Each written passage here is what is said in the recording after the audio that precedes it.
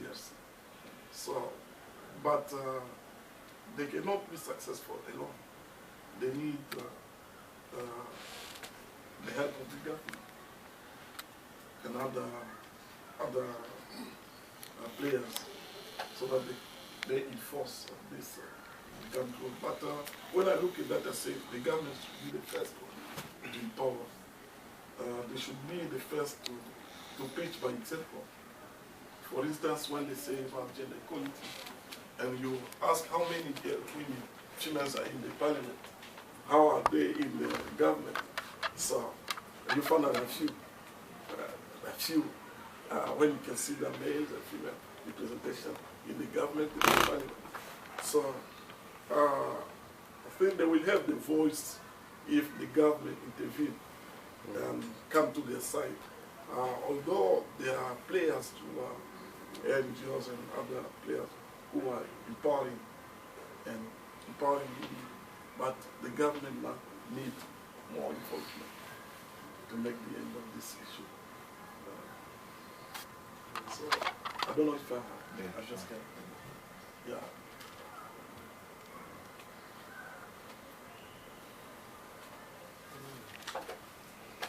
Other question, please?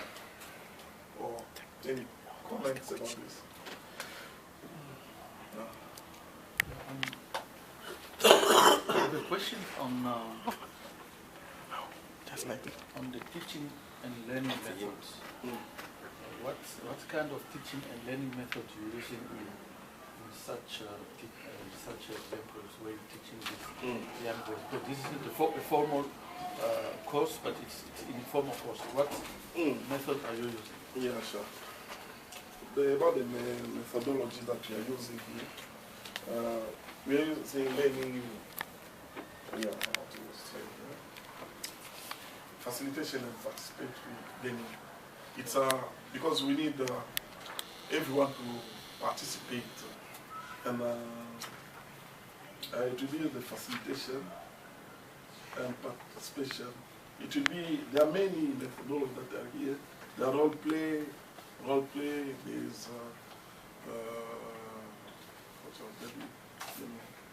just a minute. There are role play and many other things that are there, like group discussion. There are many methodologies that are coming in this. It depends on each session. There are different sessions with different methodology, which can go through this. So they are role play, group discussion,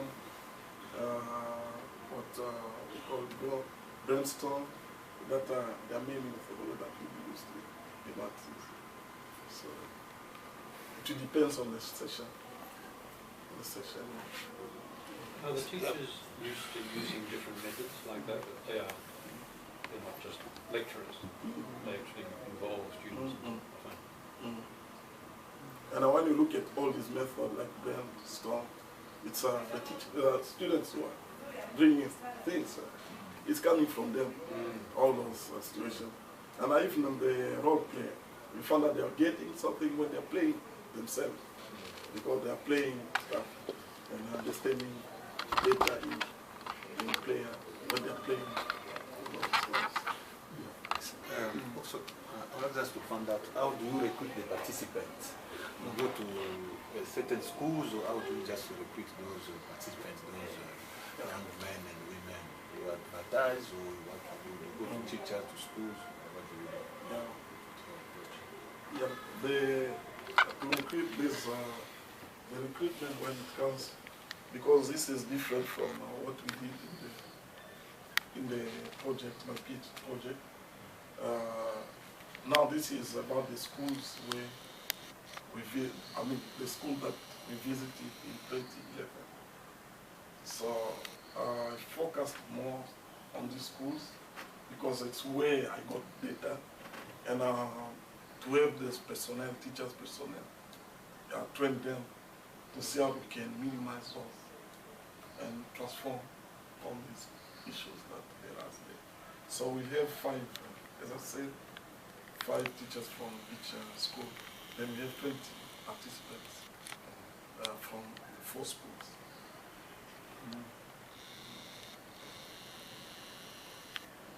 So I think for me it's a comment or a question, because my understanding is that this challenge is happening in the schools as well as outside of the school in the communities.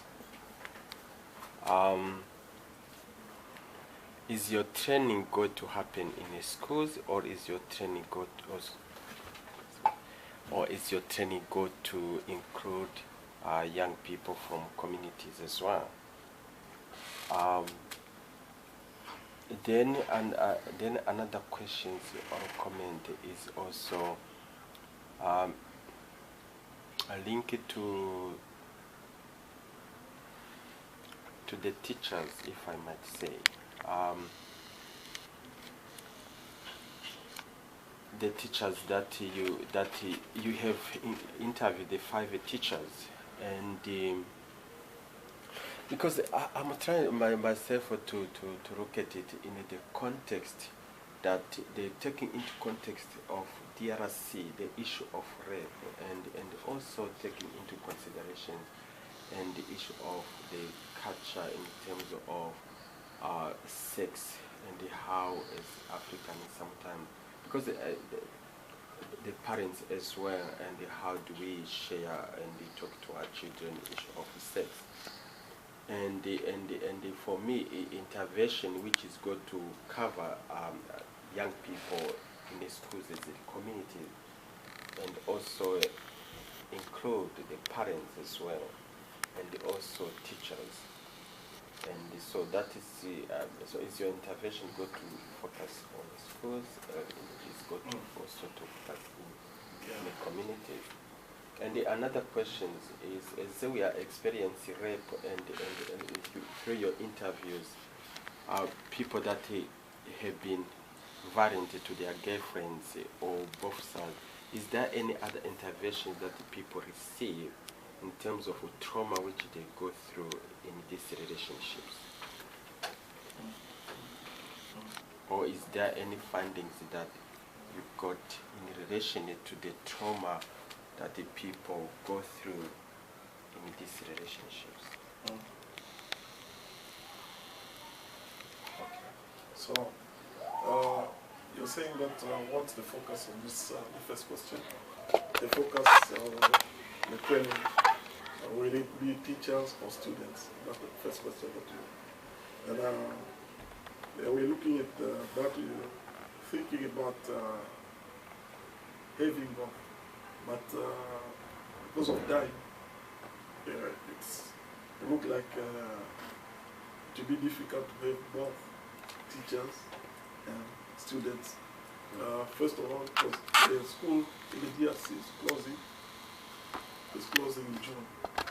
And June, they are already, because the first, 2nd July, they close school in the DRC. And there's still a problem of time, because we are thinking, are we going to have this happen before the school closes? And if not, maybe it will be next year for this project to be done.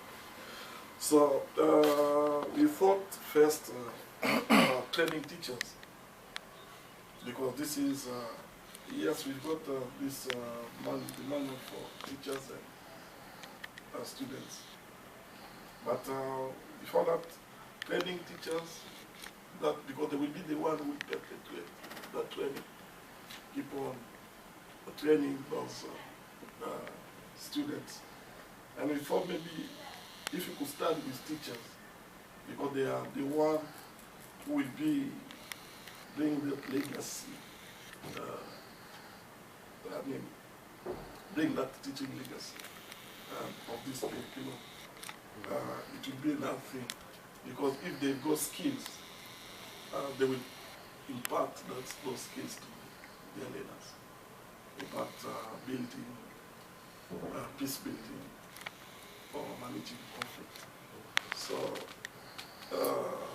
in this case, our focus is first on teachers.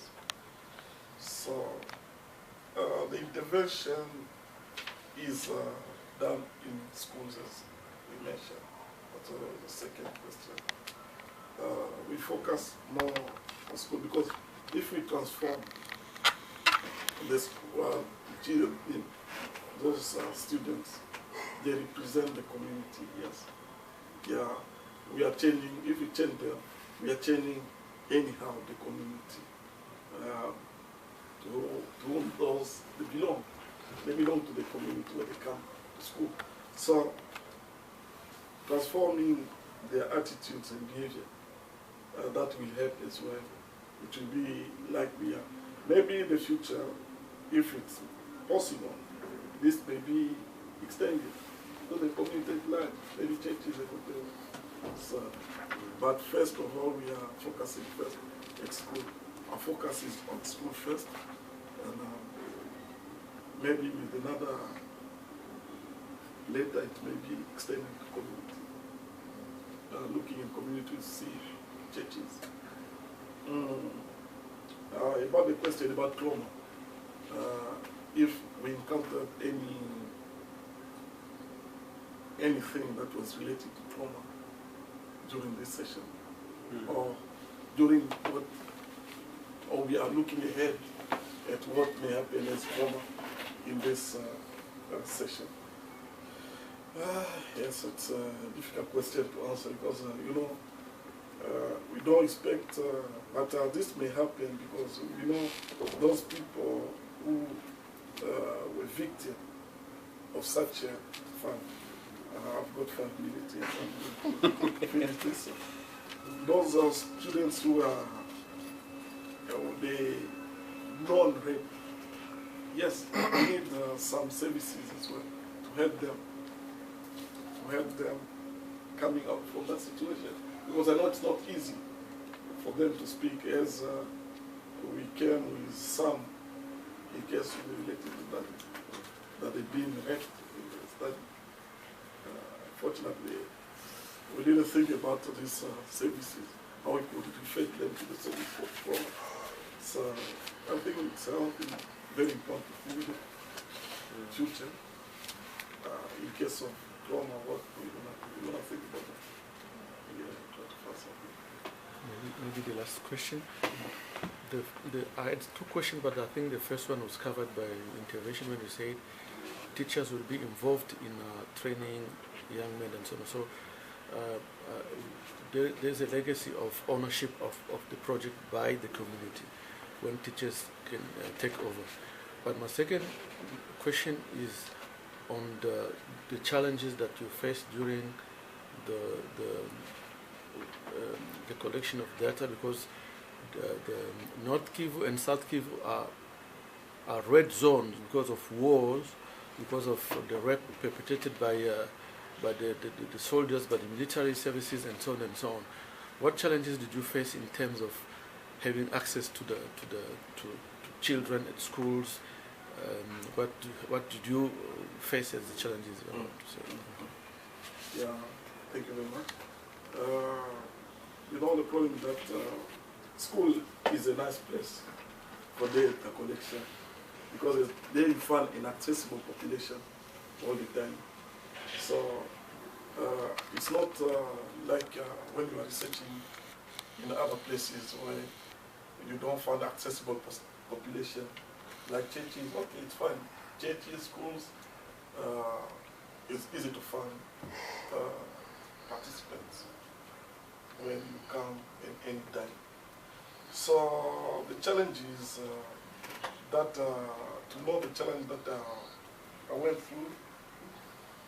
In this study, I didn't get any because I tried to have contact with the head of schools, the principals, and they were agreeing on that project, and that what was positive because they were agreeing on receiving this study, accepting this study to be done in their schools.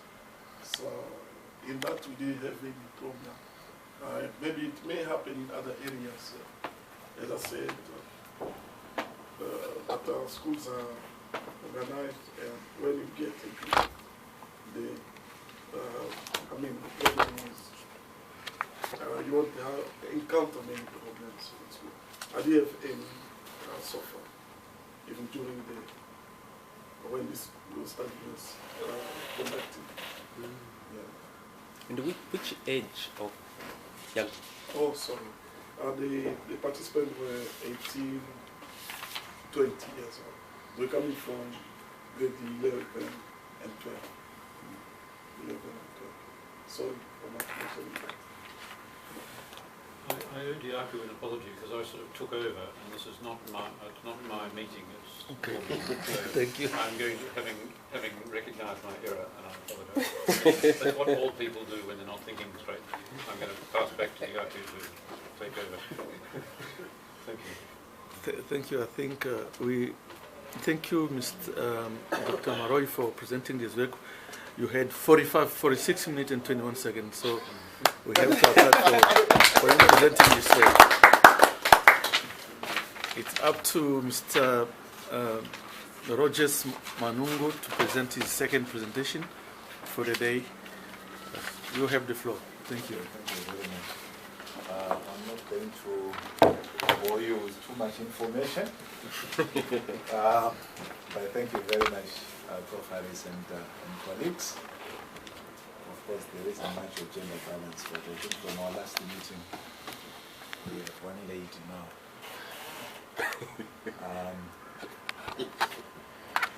My main concentration is going to be on chapter 3, which is still work in progress, per se.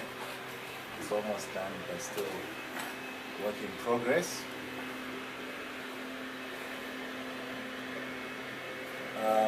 That's the topic that I'm looking into.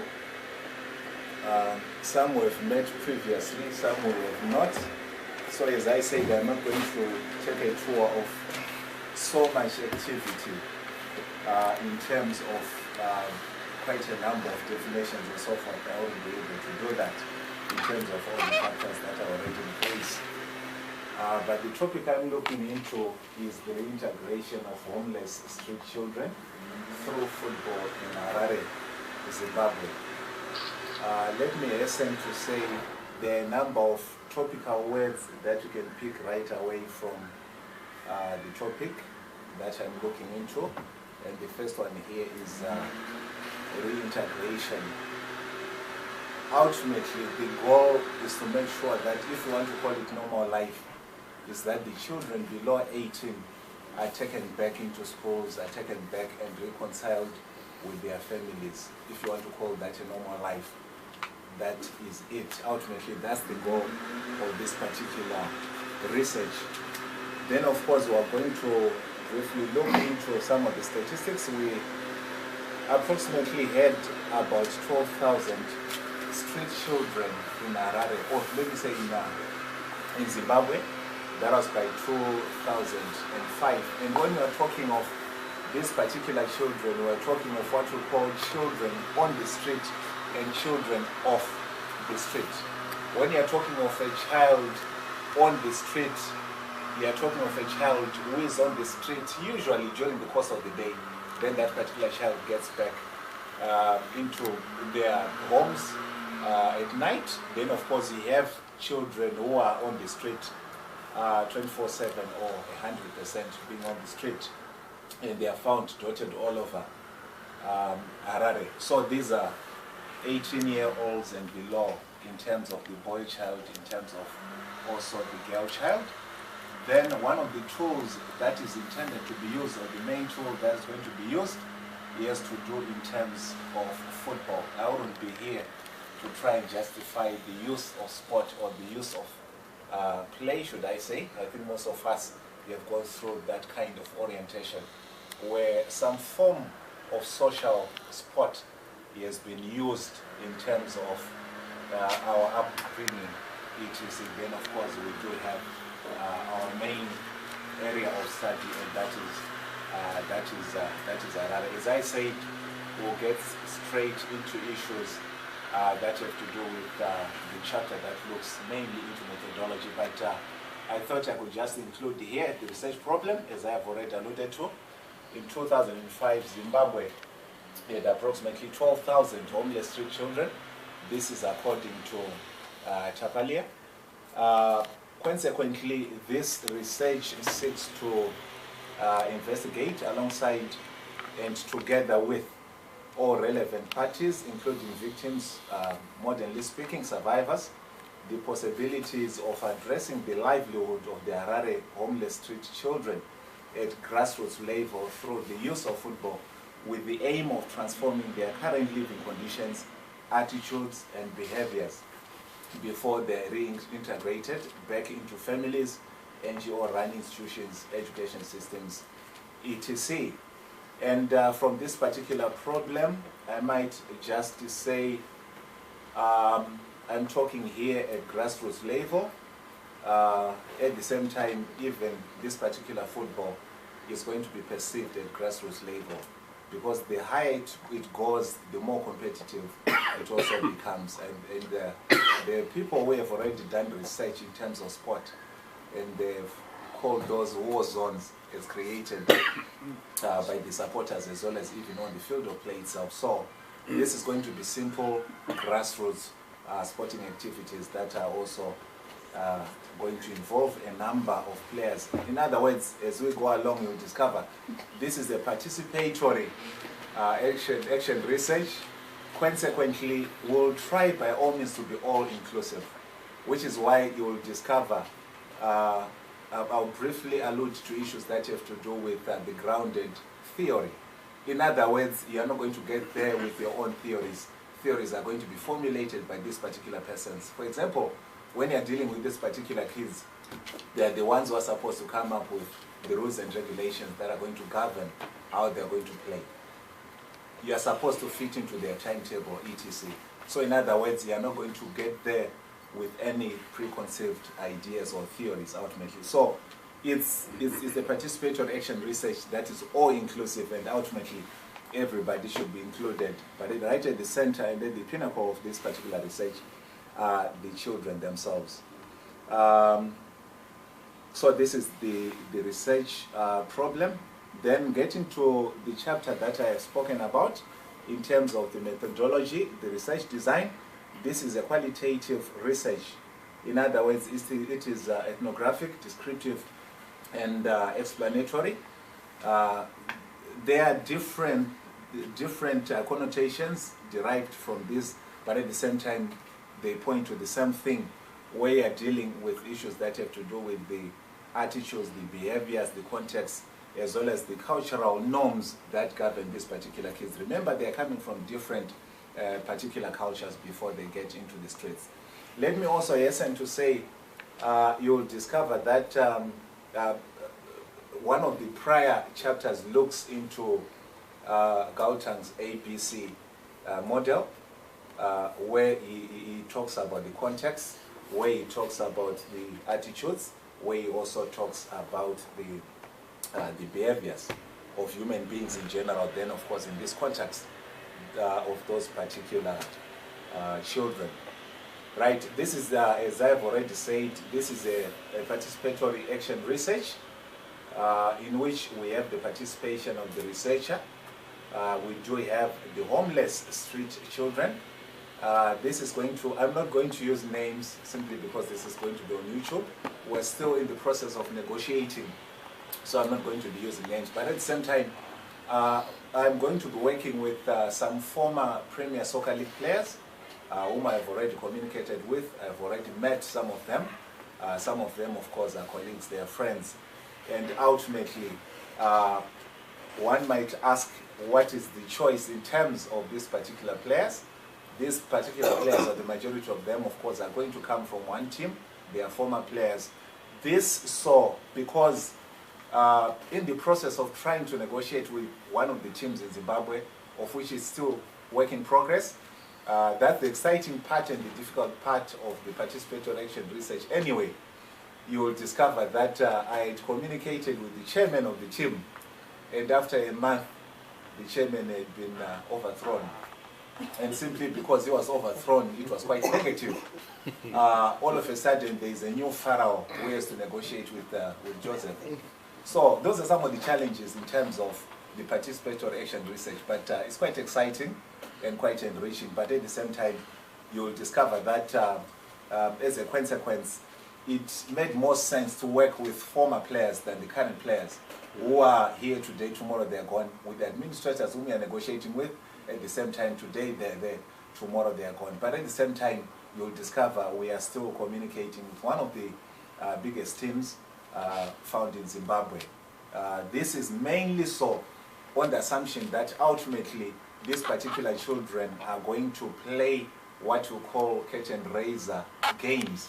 Before the main team comes to play their own games, especially the home matches, they are supposed to include their under 18s to play against the team from the street children. Then of course it's also going to include some of the NGO representatives, etc. As I said, in as much as that team faced the challenges, I picked on one NGO that I was going to work with. But lo and behold, sometime last year, that NGO went on to shut down because of financial constraints. But those are some of the challenges that have already been faced. So, approximately 2 months back, I traveled to Harare and I met one of the organizations that is dealing with street children. It was quite enriching because they are also at the same time in the business of feeding these particular children on daily basis. They go there, they wash not only their bodies but equally their clothes also. And fascinatingly speaking, I got there and more than 10 of those children were playing soccer or playing football. But you'll discover they were playing a paper ball. Those are some of the challenges that they would have. And amongst the children that were playing there, which is the organization that I might end up working with, I think there were only 2 ladies. Yet there were more than 10 girls who were doing other chores in taking care of their clothes and so forth, but only 2 ladies were playing amongst the more than 10 boys. But even if you look at the space at which they were playing, it wasn't adequate. It wasn't adequate enough.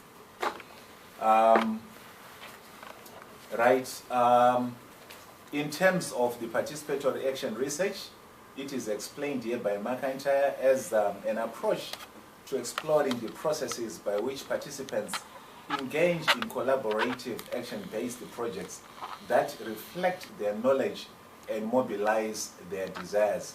We'll be looking into one of the McIntyre's recursive model as we go along, so that at least we also understand. But at the same time, this was mainly to conscientize us on, in as far as PA is concerned, or participation action research is concerned, because when you get there, you are part and parcel of this particular problem that we've already alluded to. You are part and parcel of the history, the now assumption, and the forward-looking of this particular project, so that consciously you are involving and working alongside those particular children, amongst some of the NGO representatives that we'll be working with, or that I'll be working with. So there's a lot of the use of we instead of I as a researcher in this particular research, and that is participatory action research. Now you'll discover that McIntyre then of course comes up with what she calls a recursive process. Do I have a chart here? Let me just do this. Okay, this is what I'm looking for. I'll just use maybe the flip side of one of these, so that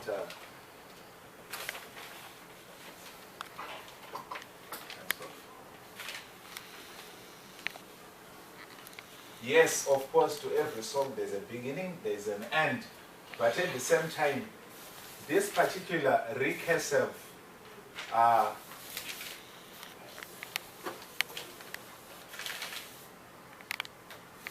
model from McIntyre is almost like this.